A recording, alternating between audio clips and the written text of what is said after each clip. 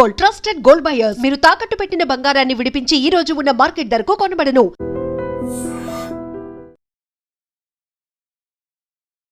Hi viewers, welcome to iDream. నేను మీ host Aparna. ఈరోజు మనం 49కి వచ్చేసాము. ఇక్కడ మనతో పాటు Shashipriya, gynaecologist and also fertility expert ఉన్నారు. మరి డాక్టర్ గారితో మాట్లాడి మరిన్ని విషయాలు తెలుసుకుందాం. నమస్తే అండి. నమస్తే అండి. డాక్టర్ గారు, స్టిల్ ఫర్టిలిటీ సెంటర్కి రావాలి అంటే చాలామంది లాస్ట్ మూమెంట్ వరకు వెయిట్ చేస్తూ ఉంటారు. మీరు కూడా చూసే ఉంటారు కదా. మీ దగ్గరికి వచ్చే పేషెంట్స్లో కూడా చాలామంది సరే ఇంకిదే లాస్ట్ ఆప్షను, ట్రై చేద్దాం, అయితేంది లేదంటే లేదు అన్న డిసప్పాయింట్మెంట్లోనే వస్తారు. సో ఎందుకు ఇంకా మనకి ఫర్టిలిటీ సెంటర్స్ అంటే why do we have that hesitation ఒకటి. అండ్ మీ దగ్గరకు వచ్చే క్లయింటైల్ని చూసి వాళ్ళని మీరు ఎలాగా ఎవాల్యుయేట్ చేస్తారు, ఎలా మోటివేట్ చేస్తారు? బికాస్ పాజిటివ్ యాటిట్యూడ్ లేకుండా, నమ్మకం లేకుండా ఏది జరగదు కదా. Definitely, yeah. సింపుల్. చాలామందికి ఏంటంటే ఫర్టిలిటీ సెంటర్లోకి వస్తున్నాము అంటే డెఫినెట్గా ఇట్ ఈస్ సంథింగ్ అన్యాచురల్ అని చాలామంది అనుకుంటారనమాట. బయట చెప్పుకోవడానికి కూడా దే విల్ బి హెసిటేటింగ్. అంటే అది ఇన్కాంపిటెన్స్ అనుకుంటారు, like they are not capable of it. Yes, అవమానం. Yes, exactly. బయట కూడా ఎట్లా ఉంటుంది అంటే డెఫినెట్గా if they are going into infertility centre, there may be a problem in male or female and they will try to say that వీళ్ళకి పిల్లలు అవ్వట్లేదు, వీళ్ళకి కావట్లేదు అని. సో ఆ స్టిగ్మా ఇంకా చాలా ఉంది. సో డెఫినెట్గా కాకపోతే చాలామంది they are out of it.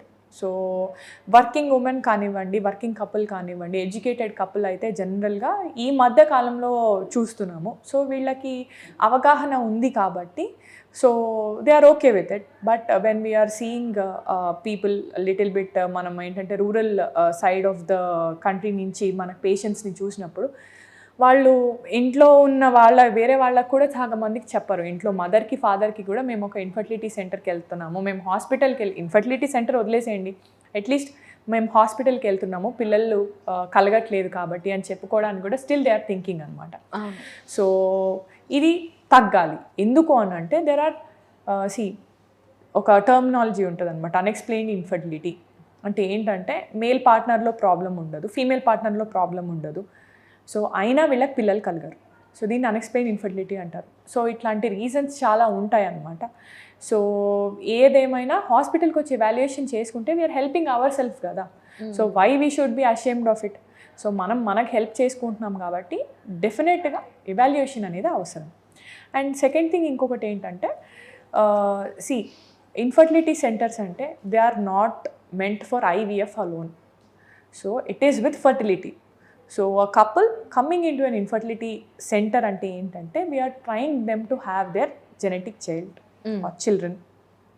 So దీనికి ప్రాబ్లం ఎక్కడ ఉందో ఐడెంటిఫై చేస్తాం తప్ప వచ్చిన ప్రతి కేస్కి మనం ఐవీఎఫ్ వెళ్ళాలి, ఐవీఎఫ్ఏ ఒక పద్ధతి అనేది ఏమీ లేదు. So there are many people మనం ట్యాబ్లెట్స్ ఏమీ ఇవ్వకుండా కూడా అసలు మనం న్యాచురల్గా ఈ టైం నుంచి ఈ టైం వరకు కలిస్తే ప్రెగ్నెన్సీ వస్తుంది అని కౌన్సిలింగ్ ఇచ్చి కూడా చాలామందికి ప్రెగ్నెన్సీస్ వచ్చినవి ఉన్నాయన్నమాట మన దగ్గర. సో ఇలా కాకుండా ఇప్పుడు కొత్తగా ఏంటంటే there is something called as pre conceptional counselling also. So దీంట్లో ఏంటి అంటే సో ప్రెగ్నెన్సీ ప్లాన్ చేసుకునే ముందు మన హెల్త్ కండిషన్ ఎట్లా ఉంది చెకప్ చేసుకోవడము, ప్లస్ ఏ టైంలో మనకు కలిస్తే న్యాచురల్గా ప్రెగ్నెన్సీ అవ్వచ్చు, అండ్ మన హెల్త్ కండిషన్స్ ఇంకేమేమి ఉన్నాయి, and which will be a better option. So ఇవన్నీ కూడా మనకి ఎవాల్యుయేషన్ అవుతుంది అనమాట. సో దీంట్లో మనం అసలు ఫర్టిలిటీ ట్రీట్మెంటే ఇవ్వం కదా. సో దట్ ఈస్ వై మనకి మీరు హాస్పిటల్కి వచ్చినప్పుడు అసలు ప్రాబ్లం ఉందా లేదా అని కూడా అది ఎవాల్యుయేషన్ కిందనే వస్తుంది. So everybody will think that I have some problem, that is the reason why I need to go to the hospital. No, whether you have a problem or not is told by the doctor. Correct, ya. So మనం ఏదైనా evaluation చేసుకుంటేనే అర్థమవుద్ది. So జనరల్గా fertility సెంటర్కి వస్తే జనరల్గా ఏం చేస్తాం? So ఒక కపుల్ వచ్చారు మన దగ్గరికి, సో ప్రెగ్నెన్సీ ప్లానింగ్ అని చెప్పారు. So what are the things we will do? So egg sperm అనేది కలిస్తే మనకి ఒక చిన్న బేబీ తయారవుద్ది. So that is what is the pregnancy. So మనకి ఫీమేల్ పార్ట్నర్ నుంచి ఎగ్ వస్తుంది, మేల్ పార్ట్నర్ నుంచి స్పర్మ్ వస్తుంది. So what we will do here? Semen analysis చేస్తాం. సో స్పర్మ్లో డిస్టర్బెన్సెస్ ఏమన్నా ఉందా, స్పర్మ్ క్వాలిటీ ఎట్లా ఉంది, క్వాంటిటీ ఎట్లా ఉంది, మొటిలిటీ ఉందా లేదా టెస్టింగ్ చేస్తాం.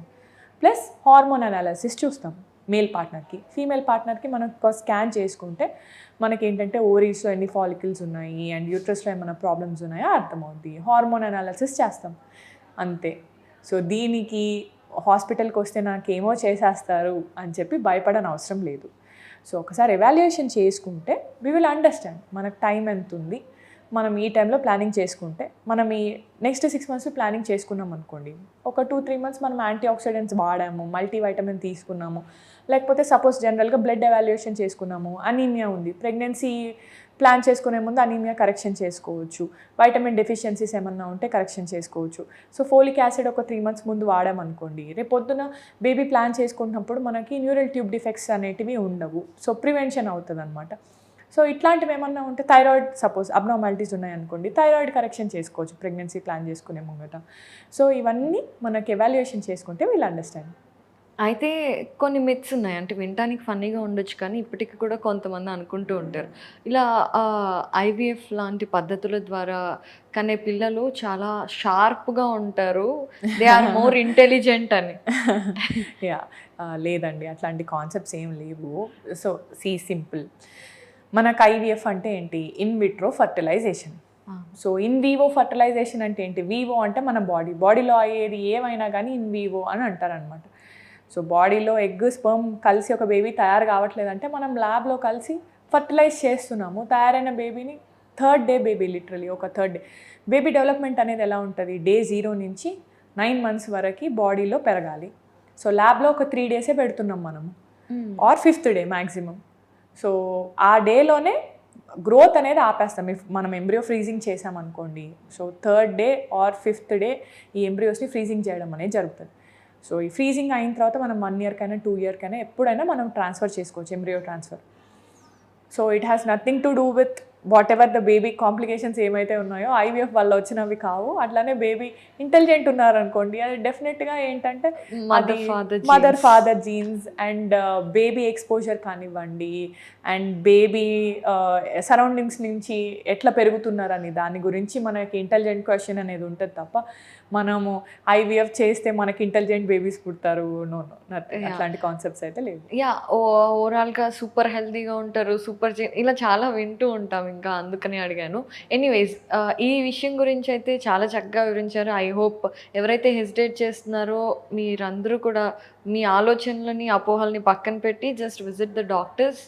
Doctor only can tell weather మీకు అవసరమా కాదా అనేది. ఎస్, సో చాలా చక్కగా వివరించారు. Thank you so much. Thank you. And for more videos, Please subscribe to iDream. Please subscribe to iDream. Please subscribe iDream. And please subscribe to iDream. For more videos, subscribe to iDream. please like, share and subscribe to the channel. Congratulations, iDream. Subscribe to iDream. Subscribe to iDream. So subscribe to iDream Media. iDream ki iDream team andarki huge congratulations. Please subscribe iDream Media. Please subscribe to iDream. Subscribe iDream. Please subscribe to iDream. iDream అంటే నా కళల channel subscribe చేసుకున్న నోరు తిరుగుతలేదు, మీరైతే గంట గుర్తు కొట్టండి. For more such videos, please subscribe to iDream.